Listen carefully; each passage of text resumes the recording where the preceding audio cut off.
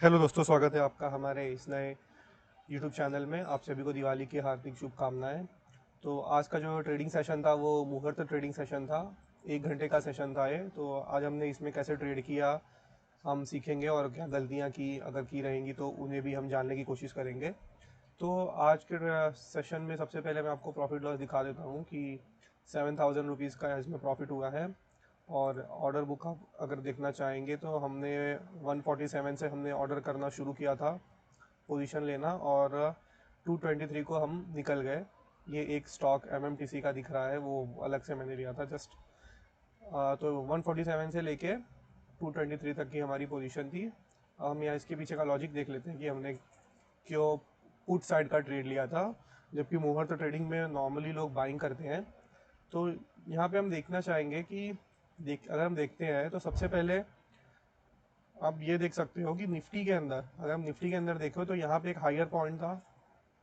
ठीक है, तो निफ्टी ने पहले ही ग्रीन कैंडल बना के फिर हायर पॉइंट का ब्रेकआउट कर दिया।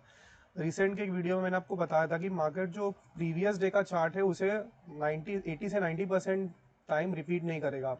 तो अगर आप यहाँ पे इस दिन के चार्ट को देखते हैं तो यहाँ पे मार्केट ने सबसे पहले एक ग्रीन कैंडल बनाई काफ़ी बड़ी, फिर मार्केट में सेलिंग आ गई। ठीक है, और सेलिंग आने के बाद मार्केट फिर से ऊपर के साइड मार्केट ने अपने आप को होल्ड कर लिया। बट आज भी सेम ही सिनेरियो ऑलमोस्ट आपको देखने को मिलेगा। एक गैप अप हुआ है, ग्रीन कैंडल बनी है, भले उसका मैग्नीट्यूड उतना नहीं है बट ये ग्रीन कैंडल है। उसके बाद मार्केट में फिर से सेलिंग आ रही थी। ठीक है, तो यहाँ पे ही मैंने एंट्री क्यों ले ली 147 को, 147 का टाइमिंग था, क्योंकि जिस तरह से इस दिन अगर जैसे सेलिंग हुई थी तो ये तो कन्वर्ट हो गया बाइंग के अंदर, और अगर आज भी अगर सेलिंग होती है तो वो बाइंग में कन्वर्ट नहीं हो पाएगी। ये मेरा लॉजिक था। तो इसीलिए मैंने यहाँ पे पुट साइड के पोजीशन बना ली, और अगर ये ऊपर जाता तो मेरा रिस्क रिवॉर्ड बहुत ही छोटा था, मैं बस छोटे से लॉस में मैं निकल जाता। ठीक है, यहाँ पे ये सेलिंग इंपॉर्टेंट होता है। सेम आप अगर निफ्टी बैंक में देखेंगे तो यहाँ पे जब आप सेलिंग देंगे तो आपको समझ में आएगा कि मार्केट ने एक बार होल्ड किया हायर पॉइंट के आसपास, फिर हायर पॉइंट का एक ही कैंडल में ब्रेकआउट किया था, और फिर मार्केट ने क्लोजिंग के टाइम पे मार्केट पूरा सेलिंग साइड में आ गया।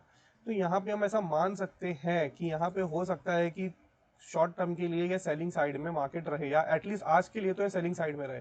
ये कंफर्मेशन कब हुआ? जब हमने देखा कि निफ्टी बैंक में जब हमने यहाँ पे सेलिंग साइड का पोजीशन बनाया तो एक शार्प 4 कैंडल की सेलिंग हुई, फिर उसके बाद मार्केट धीरे धीरे ऊपर जा रहा था, मार्केट ने रिट्रेसमेंट किया, और उसके बाद से मार्केट में वापस से सेलिंग आने लगी।